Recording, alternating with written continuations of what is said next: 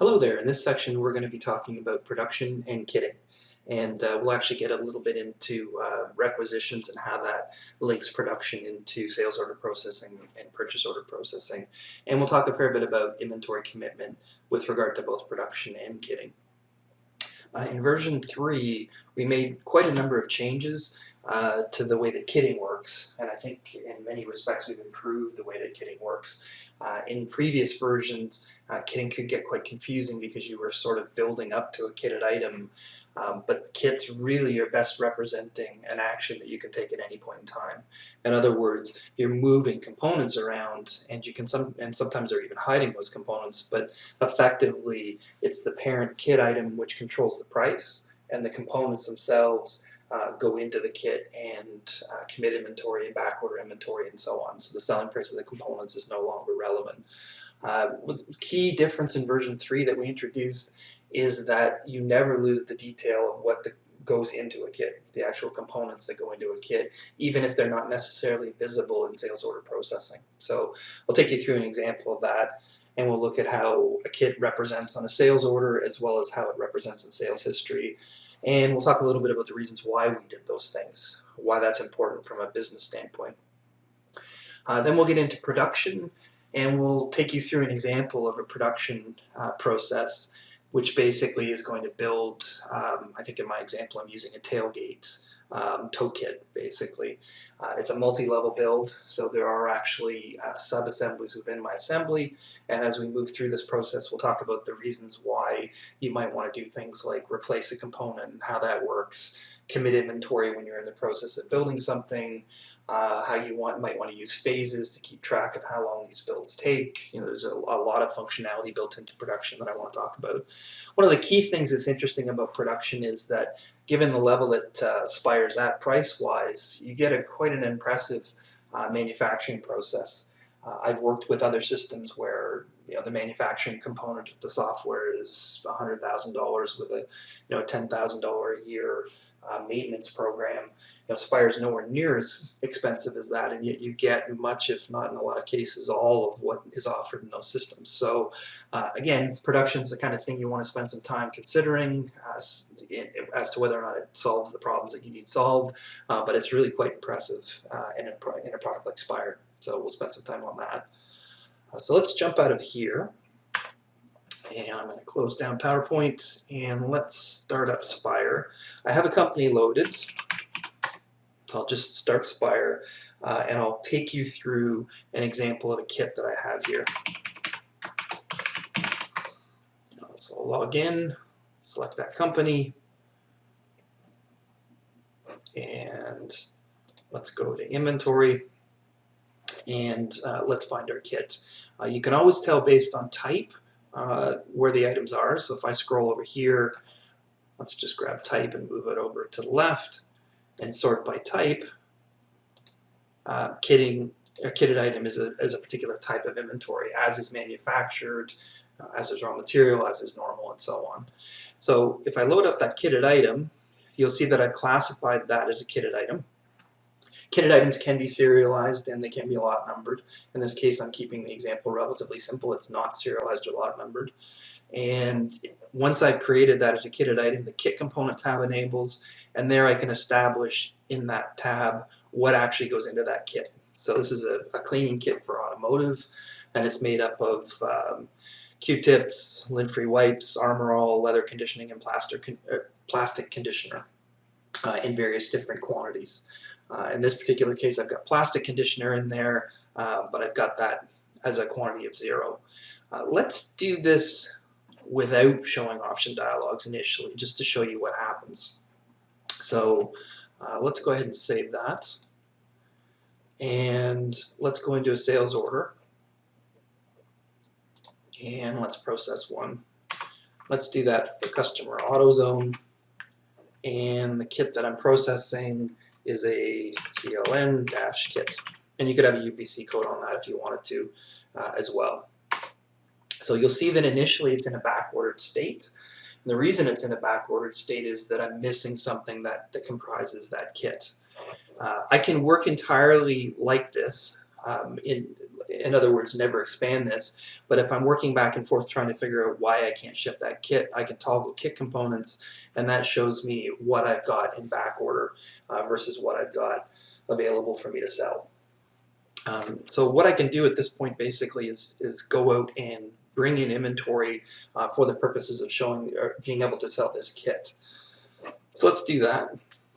Just so I don't forget what's there, let's come over here and let's pick up those items that I want. So I want a Q-tip, and we'll use a nice little feature here. Let's say I want the Q-tip. Let's bring this over here so I can see it.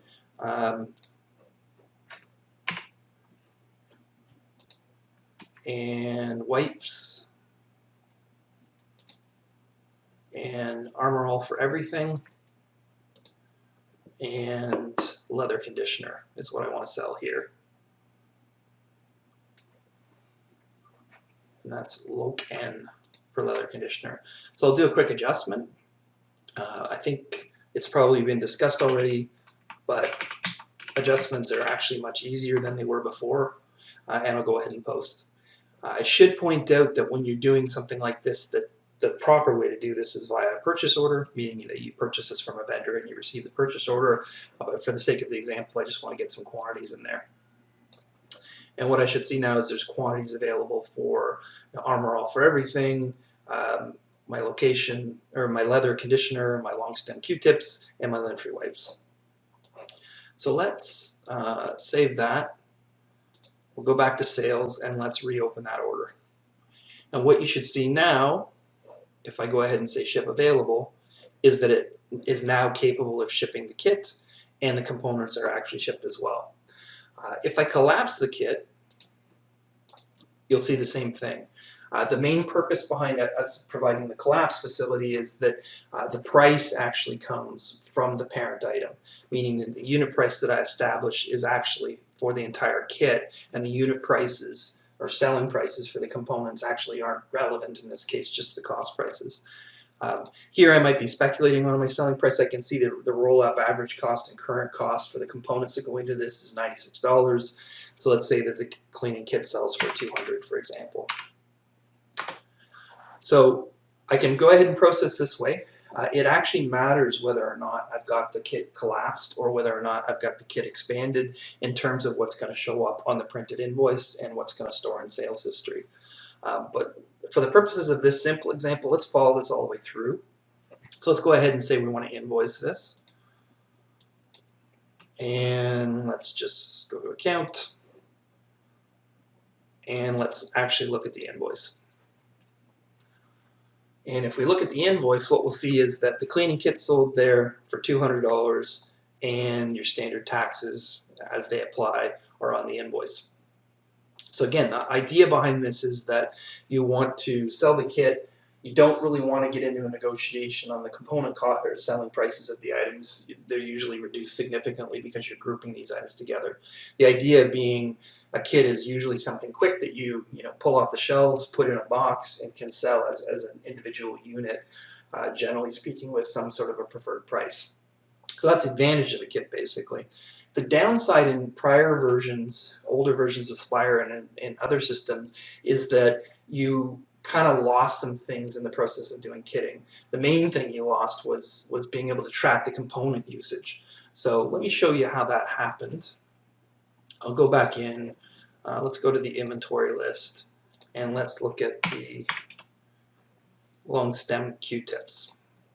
So what we'll see there is, unsurprisingly, we used up some of those items, meaning that we started with a larger number on hand, 99. Now we have 96 on hand.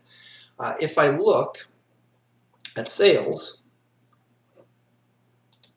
in history, I can see the actual invoice. If I look at statistics, I can see that I've actually used up 3 of those. So the key here is that statistics aren't skipped. If I had just sold those items as though they came off the shelf, I would have had a sale of 3, but I've sold them as part of a kit, and there's also a sale of the quantity of 3. So we haven't lost the actual details associated with the components sale. And that's important because if you're trying to manage inventory, lots of things might be parts of kits or sold individually, and you need to be able to track all of that in order to manage your reorder points and how often you're going to buy and who you're going to buy from and so on. So all that information is tracked.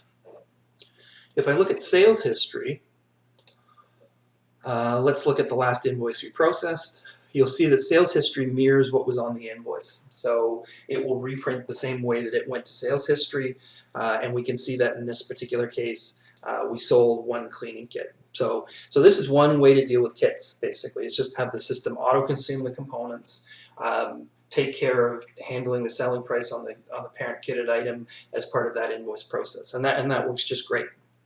Kitting can go a lot deeper than that in a lot of different ways. Let me show you what I mean by that. First off, let's look at our kit. There's nothing stopping you from having kits within kits and potentially many more items that are here. I would caution that there's a line between the point at which kitting practically makes sense and production starts to make sense. And that's part of the discussion that I wanted to talk about, is that there's a point at which the time involved in pulling the pieces down in order to assemble this kit end up having some time dependency and end up having you managing quantities and back orders and so on. So kits will allow you to do those things. It just becomes practically more difficult to do that when you're sitting in a sales order. Having said all that, I've seen some very complex kits that have been created and managed by people for all kinds of different things. That you just have to decide whether or not it makes sense and whether there's some sort of time dependency or process involved in this that necessitates that you track building these things separate from the system automatically doing it like it does with kits. Some other quick options that are available with kitting that are really, really handy. You can at any point say that you want to do something called show all the options dialog. What showing the options dialog does is allows you to select amongst the items that are on the kit and even do swaps. So let's go ahead and do another sale, and we'll show you 2 concepts here. I'm going to go ahead and save that. I'll go into sales. Let's do a new sale. Because I've changed that, the kit's going to operate a little bit differently. Instead of it dropping the components automatically onto the grid or getting the components ready for you to handle if you're just selling the parent level item, what you're being prompted for now is which of these items do you want to accept. Now you can go ahead and click on OK and accept it, and that will accept these items just like they appear on the screen and just like they would have before. But you can also do things like change quantities. Here you might say, well, in this particular iteration they want to use a quantity of 3 of these, and perhaps they want plastic conditioner in there as well. Now bear in mind how you do this matters, because if you start to modify these things, you're deciding what goes into the kit, but you also have to bear in mind that that should, generally speaking, have some effect on the selling price. So the selling price of the parent item will remain what it is. You decide what goes into the kit on the fly. So again, substitutions, you can take things on or off. There's lots of different things you can do on that screen. When you click on OK, it warns you about back orders, and then it drops the components down onto the grid. By default, when you have the show options dialog box presented, it also starts this kit automatically in an expanded state, assuming that you're going to be handling the ship quantities and back order quantities appropriately as you go forward. There's lots of controls in place. If you try and force a ship commit on the parent item, depending on your settings, you can be allowed to do that, or you can be blocked from doing that, depending on the availability of inventory and whether you're allowed to go negative and so on.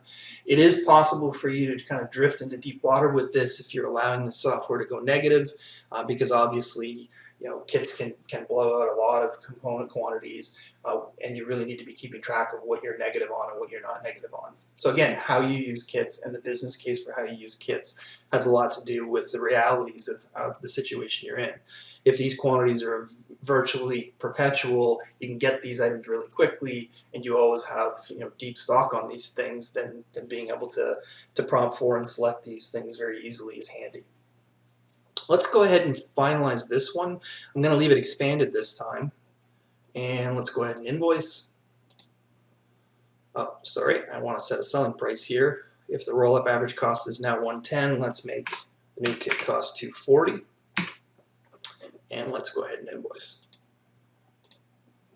And let's go to account, and we'll look at the invoice again. You'll see that because it's expanded, it shows up actually on the printed form as expanded as well. So obviously the unit prices of the components are suppressed because you have a unit price. It's just at the parent or the group level item, the cleaning kit itself, and it shows on this form as the items and the kit being included. Super useful. Depending on what it is that you're doing with the kits, you may or may not want to always show expanded. In cases where you're doing something like selling, let's say, a computer kit or something like that, you would generally want to show them that you got a motherboard, you got a processor, you got memory, you got the case that comes with the computer and so on, because you do treat them as individual components. They just so happen to be grouped under one sort of large sale item, computer kit, for example. This does support serialized inventory as well.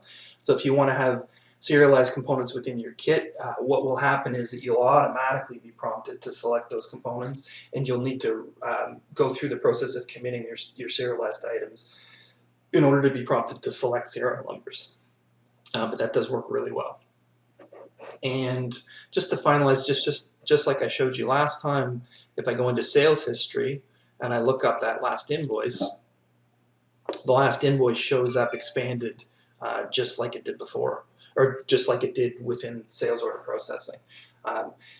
The tricky part to this to understand is that whether or not you see the components or whether you don't see the components are always the things that are consumed, meaning that you're tracking selling price at the kit level item, the parent level item, but you're tracking components and costs at the component level item, and that follows all the way through to sales, meaning that you're never losing tracking ability by going through this process. The other important thing is you're never losing fidelity either, meaning that a kit has essentially a recipe that goes with it, but you can modify that recipe however it suits you on a case-by-case basis, and you always have full access to the history associated with the representation of that kit on that particular sales order.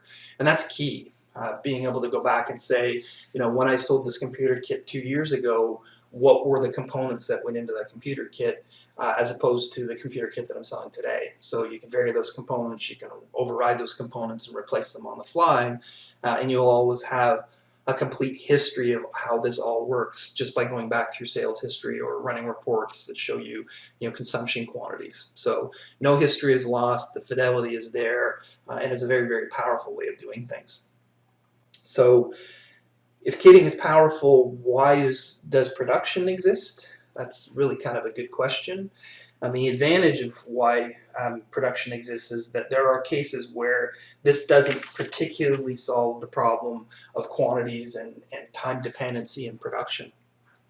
Meaning that as I'm going through the process of trying to manage these sales orders, I don't have a separate way of tracking commitment of inventory, allocation of inventory, painting, welding, cooking, sewing, like all those processes that go into things as a distinct process. Kitting happens very, very quickly, as you saw, and then it immediately starts consuming the items. And that doesn't map terribly well to an actual production process. So production is a bit different. Let me take you through that. Let's find our manufactured items. There's my custom tow bar that I mentioned at the beginning. The custom tow bar, let's just sort by that for a second. The custom tow bar also happens to have within it a safety lighting kit, or a safety lighting component, essentially. And that in and of itself is a manufactured item. Meaning that for safety lighting, if I look at its bill of material, it's actually made up of a variety of things: an enclosure, a wiring harness, a lens, and some number 10 screws to bolt it all together. That is actually a component of another manufactured item called the custom tow bar, which I can also see here. So the custom tow bar is made up of a variety of different things. Actually, let's add that in there.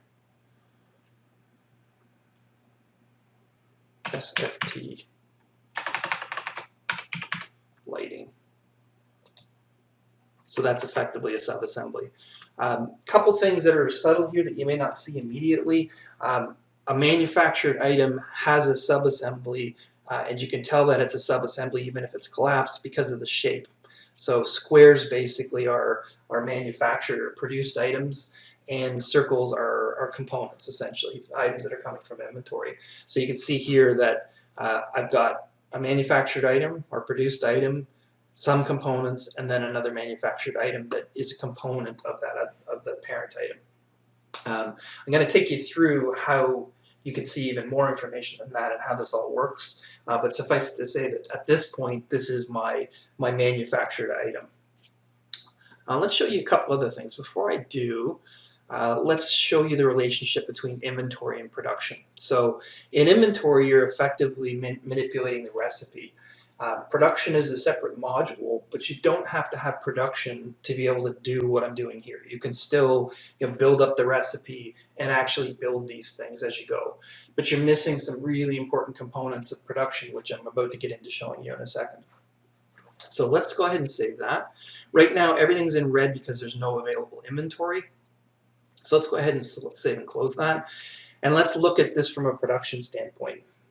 There's lots of different ways to get to production in terms of how the production process would be instigated. So it might be as a result of a requisition, it might be just to build stock into inventory. There's lots of different ways, and we're going to discuss a couple of those different methodologies. In this example, to start out with, I'm just going to go directly into production and say, I want to build some of those tow bars. I need some of them in stock, so I'm going to go ahead and start a production order. Key to the production order process is, unlike kitting, it doesn't happen instantly or automatically, and that mirrors very well the way that it works in the real world. In the real world, you don't just say, oh, you want a custom tow kit? No problem, I'm just going to go get all this metal and stick it in a box for you. There's some things that have to happen. There has to be cutting and welding and measuring and a bunch of different time-dependent processes that have to take place, and there really needs to be a document/transaction process to support that. So let's go ahead and start that. I'm going to do a production order. I'm given a list of things that I can produce or build. So let's say that I want to start with my tow bar. And as soon as I accept that, you'll see that that automatically expands based on the defaults that I established in inventory onto my production order. I'll get into talking about what those defaults mean in a second. But I can see at this point that I've got a production order in place. I can establish required dates, I can establish phase dates, I can establish the customer who this is for, or potentially for nobody if it's going directly into inventory. But if I save that, I now have a working document.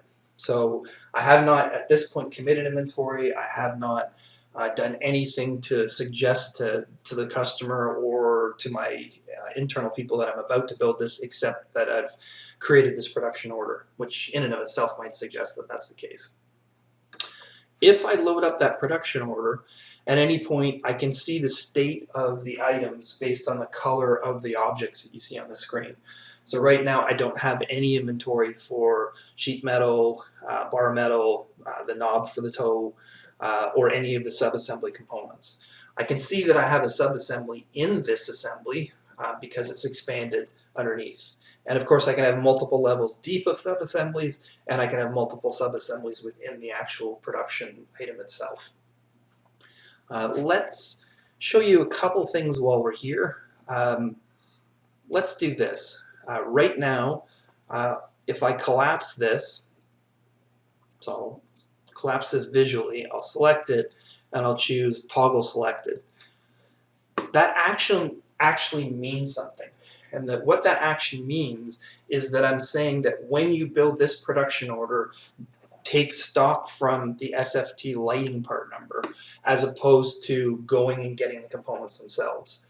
So again, this is a difference between kitting versus production. Kitting doesn't give you that choice. Kitting basically says there is no such thing as storing costs and quantities at the parent level of a produced item. There's only the kitted item which stores the selling price. So a major difference between production and kitting is that you can manage these things separately. Meaning, do I have any safety lighting assemblies already pre-assembled and sitting in a bin somewhere waiting for this, or do I have to produce those too? And I can produce those separately as well. So let's go ahead and do that. That production order is sitting here. I'm going to save and close that. Let's go do another production order. This production order is going to get me ready because I'm going to build some lighting kits, or some lighting assemblies, I should say. And I know that in order to do that, I need certain things in inventory. Let's, again, like we did in kitting, cheat a little bit. We'll go back to inventory, and let's say put some inventory in stock. So we'll sort by part number, and let's go do an adjustment on the TL enclosure, the lens is red, and the number 10 screws. I know we're missing the wiring harness part of this as well, but I want to make an example of this. So let's go ahead and do an adjustment. Let's say there's 99 of those, 99 of those, and 99 of those. And we'll go ahead and post. And let's just close that. So save and close that production order, and we'll come back in again. And what we'll see is in that second production order that's getting me ready by starting to build these lighting assemblies, that it's now changed. So it's basically changed color to reflect the fact that there's available inventory. Red obviously means stop, meaning I can't build it yet, and green means go, meaning I have available inventory such that I can go ahead and build these things. So every time you work on a production order, it's giving you a quick view of, okay, you're in a position where you can actually build this now, or in this particular case, I can't build any of this at SF Lightings because I'm currently outstanding on wiring harness.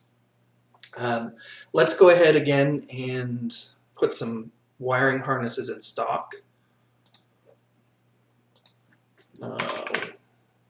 Wire dash harness, we'll do an adjustment there. And let's put 99 in. And we'll close that.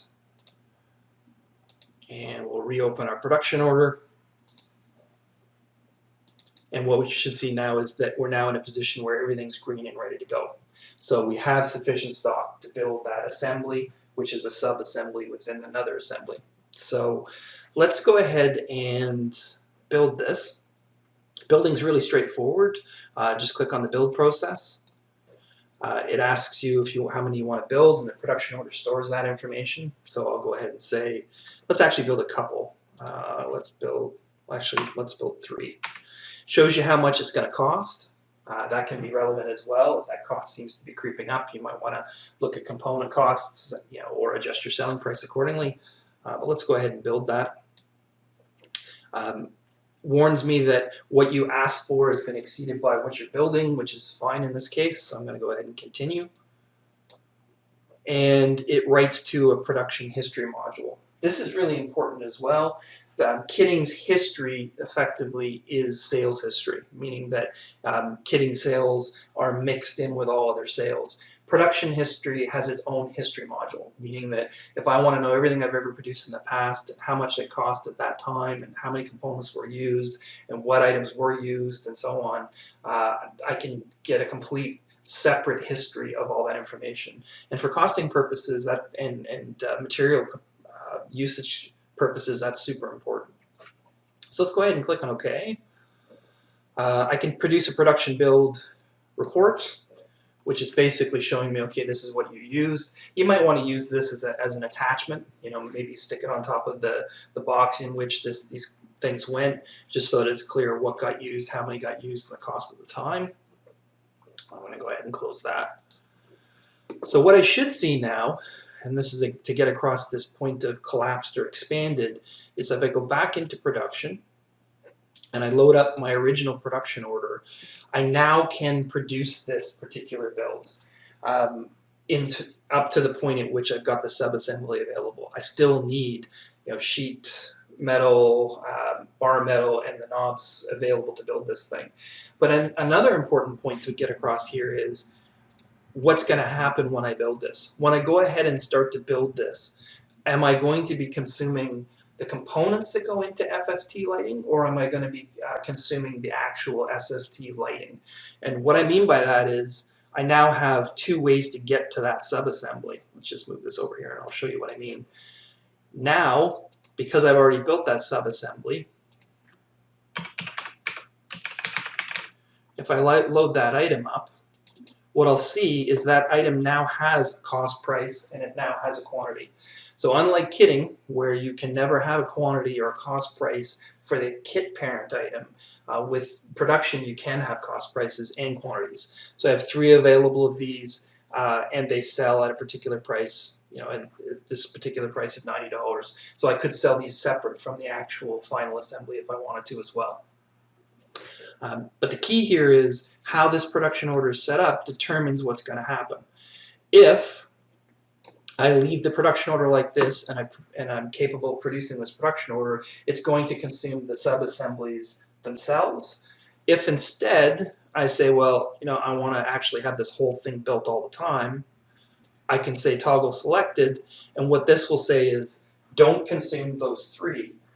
Consume the quantities, because I'm going to be building that SFT lighting assembly at the same time as I'm going to be building the entire build. Let's leave it like that, and I'll show you this example. In order to proceed though, I do need to fill in some quantities. So again, I'm going to do that thing that we said we shouldn't do, and I'm going to do an adjustment. And the adjustment I want to do is for sheet metal, bar metal, and the knob -4 right there. So we'll do a quick adjustment. We'll say we have lots of those as well, and we'll go ahead and post.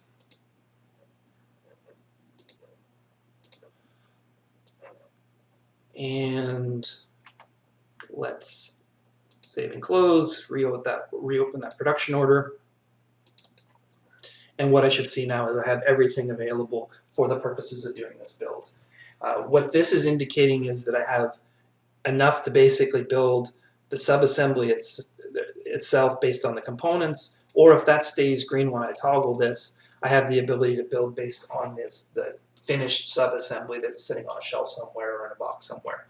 To make that point clear, let's, again, as I said, toggle select and expand that. Oh, actually, before I do that, let me show you one other thing.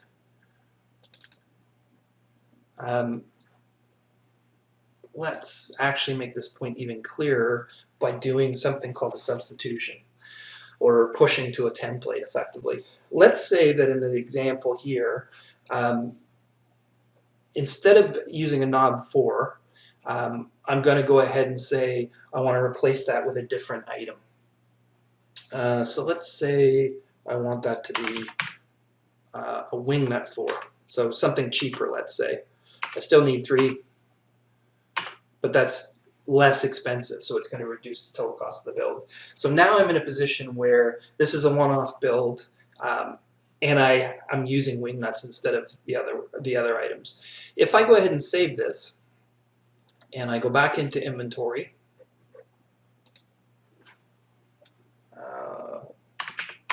want my toolkit, what I'll see is that by changing that production order, I'm not changing the actual template.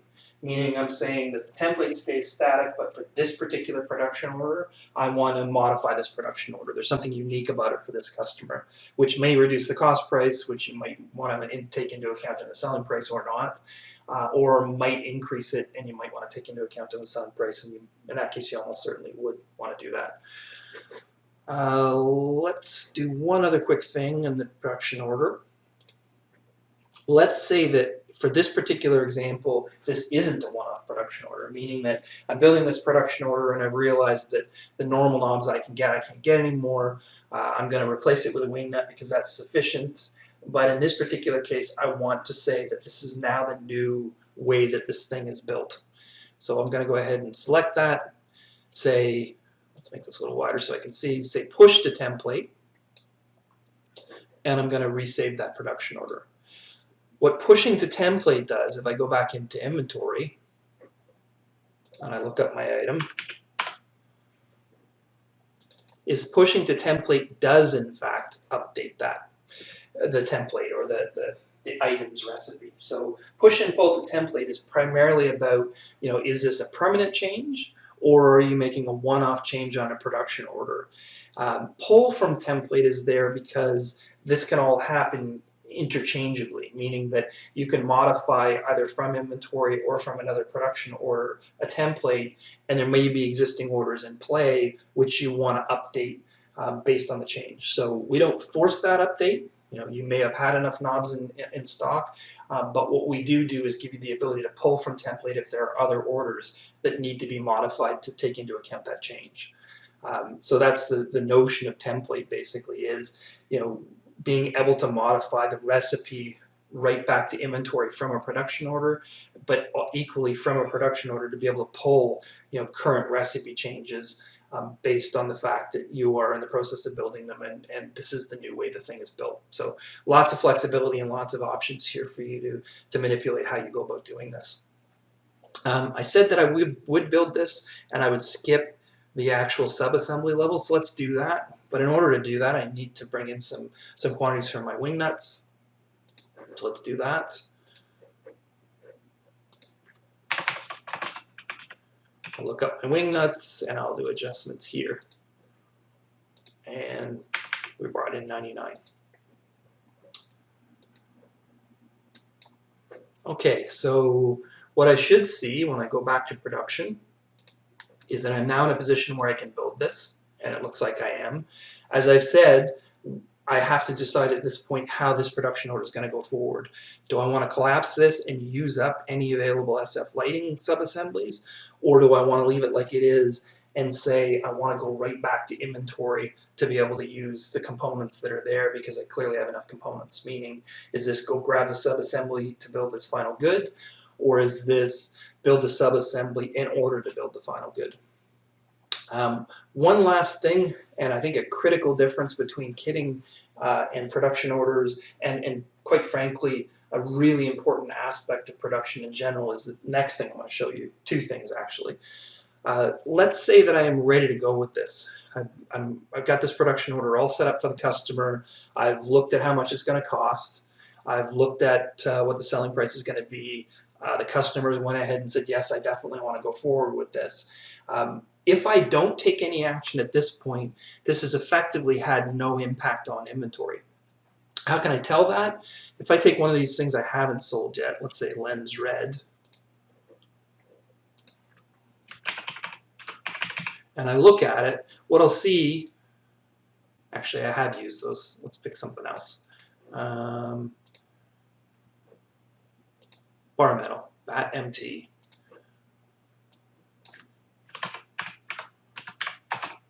What I'll see there is that I currently have 99 available. And as we saw earlier in the presentation, I had done an adjustment on bar metal and brought in 99. So nothing has been affected so far based on the production activities that I've taken. Because all I've really done is said, this is my plan. These are the components that go into the sub-assembly. I'm going to put that on a production order. I'm going to pull from template or push to template or neither. But effectively, nothing has happened.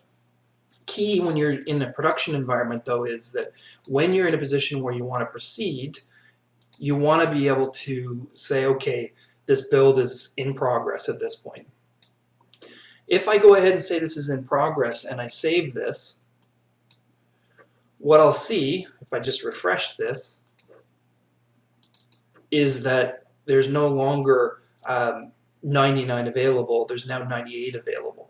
Why is there 98 available? Because one was committed in the process of saying that this build is in progress, meaning that that's a leaping off point for the production process. I am saying I have pulled down the inventory, it's no longer available for sale, it's sitting on a bench somewhere waiting for me to go through the process of starting to build this up. Equally, the components that go into that production order will have done the same thing. So if I look and see at my sub-assembly level,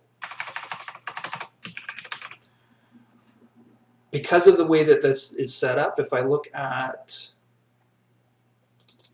this, I had previously built 3. There's currently none of those 3 committed. Why is there none of those three committed? Because in the production order I said I want to use components to build the final assembly, even the sub-assemblies within it, or this particular sub-assembly within it.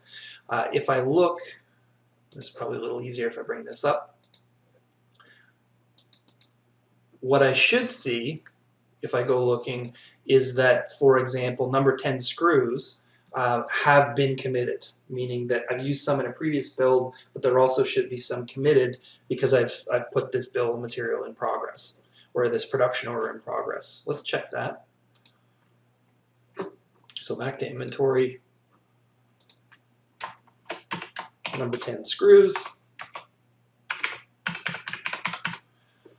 and I no longer have 99 because I've used some up, but I do have some committed as well, and those are committed to that particular production order.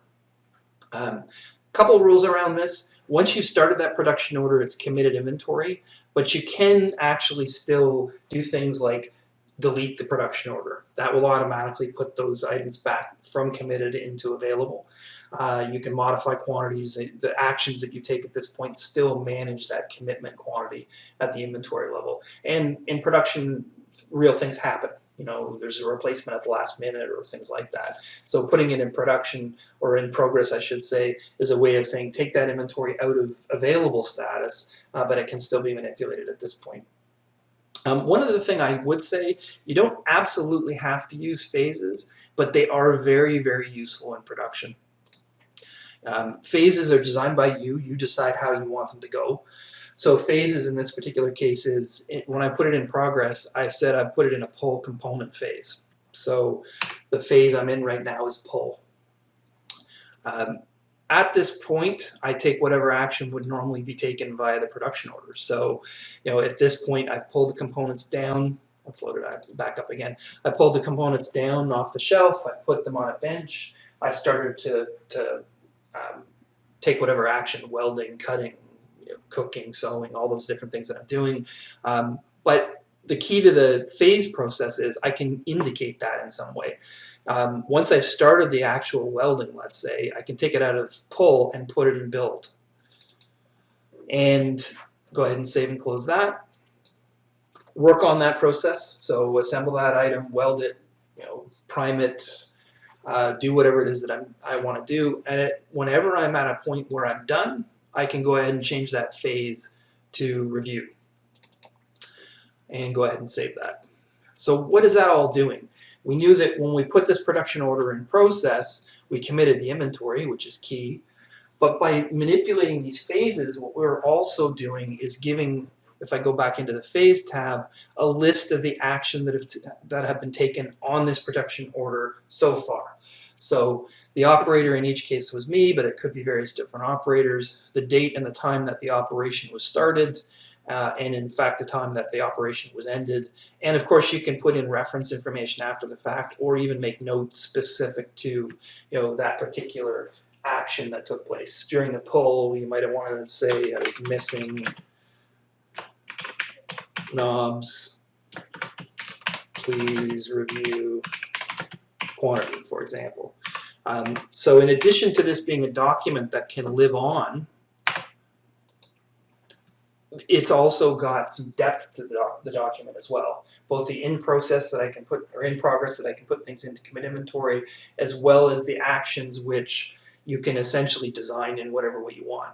You know, a production order doesn't have to have any phases, or it can have 20 phases, and how they're ordered and the order in which they take place can be established and controlled by you. So I've done all this. I've got phases gone through. I've said that I went ahead and put it in progress. I've went ahead and said that I want to pull the components. I've done the necessary actions to build this thing. Now I want the system to reflect the fact that this build has taken place and I want to finish this. So how do I do that? I go ahead and go to build. And as you saw me do with the sub-assembly, SFT lighting, I do the same thing with the final. And click on build. That creates the production order history. And what I should see is, if I go to the CT bar, we should always probably print this as well. There's my production order. So everything that took place and what went into this, my total cost as well. But what I should see is when I go to the tow, I should finally have a quantity of 1, and I should have an average cost and a current cost price, which are reflective of the rolled up costs of the components and sub-assemblies that went into building this thing. So that's kind of the complete production process, assuming that I would be building production for the purposes of having this in stock for sale. And it works really, really well. It's nice and slick, and being able to go back through production history, which we haven't looked at yet, so let's take a quick look at, to see exactly what went into something and the costs that went into it and so on over time is highly, highly useful. And of course, you can even review things like phases. If you want to know, for example, how long does it take, generally speaking, from something to go from pull to build to review, you can actually run a quick report that basically will tell you, how many days do these things generally sit in each one of these phases, and maybe even how I might be able to improve that if I brought in better tools or more employees or whatever. The nice thing is that Spire doesn't quite stop there, though. Another way to go about production, and some of the clients I've had in the past do this as well, is to drive the whole document process together as though it's all linked. So what do I mean by that? Let's say, let's do one quick thing here first, because I want to make an example. I'm going to sell that to a customer. So my tow, custom tow bar, and I'm going to invoice, and unlike kitting, you're now just invoicing the final good, so there's no breakdown on the invoice, there's no separate costs, it's basically you're selling this item that you've manufactured. Now I'm back in a position where I currently don't have any of those tow bars built, but rather than building it to stock, this time out I'm going to treat this like a sales process, meaning that this is something I know I can build, and I have the components of stock to build, but I'm going to build these things to order. So I'm going to start this by doing a sale, and let's pick somebody else, CarStop for example, and they want this custom tow kit, or custom tow manufactured item I should say. Of course we're in back order because we've already sold the one that we had, and that's fine. I can go ahead and save that. Now, normally with inventory, what happens is that you then go out and create a purchase order and you buy it from a vendor and you wait till it comes in, you fulfill the order, and you ship it to them. With production, it's a bit different. There's obviously in-house work that gets done. So what I'll do here is I'm going to say, well, I don't have any currently, so I can't sell them anything I have in stock. So instead I'm going to do something called a requisition. So I'm requisitioning this item, but it's a special item. And it's a special item because the system recognizes that it's a manufactured or produced item. So the target type is called a production order. It's for this customer, and it's sourced from the original document number 50,006. I can give it a reference number if I want to, but for the purposes of this, I think I'm just going to go ahead and expand this so we can see it. And I'm going to go ahead and say process. Keep an eye on these fields here. If I say process, what you'll see is an order number gets assigned. So what's happened is I created a sales order. It falls in back order. I want to alert myself from my manufacturing department that I need to build this thing. So I've done that by creating a production order. So let's go ahead and close that. What I'll see, actually, before I leave there, let's open that sales order back up again. Is that in doing that, it's automatically recorded on this customer's sales order that a production order has been created, and this is the target number of the production order. Even from sales, I can open the target. I can go directly from here and say, let's go take a look at the state of the production order. And this is where things like phases come in really handy. And whether or not the things in progress comes in really handy. Because I can, if the customer calls me next week and says, where are we at? I know based on the state of these phases and based on its status, I'm sorry, sir, we haven't quite started yet, we're waiting on a part, or, oh yeah, I can see that it's actually in review, or whatever. So being able to do that directly from the sales order is a really powerful thing. Similarly, let's go back to the production order. And the production order lands in production, getting ready to be built. But what if at this point I'm short on some of these items? Let's say, let's do something ridiculous here. Let's say that I need, for this particular build, I need 200 of bar metal. I can't, at this point now, build this production order based on the requirements. This customer wants his tow bar to be 300 feet long, let's say. So what do I do at this point? Well, right from within the production order, I can also do a requisition. So if I start the requisition from the production order, what I'll see is that it automatically recognizes that I'm short on bar metal, and it suggests what the required quantity would be based on the state of inventory overall for me to go forward. So I need more bar metal, and I can go ahead and process that. It has an associated vendor, but I could change that if I wanted to a different vendor. If I click process, if you keep your eye on that order number field, what you'll see is that that gets filled in for the bar metal. So if I go ahead and look from here, let's go ahead and save that. That's produced a purchase order.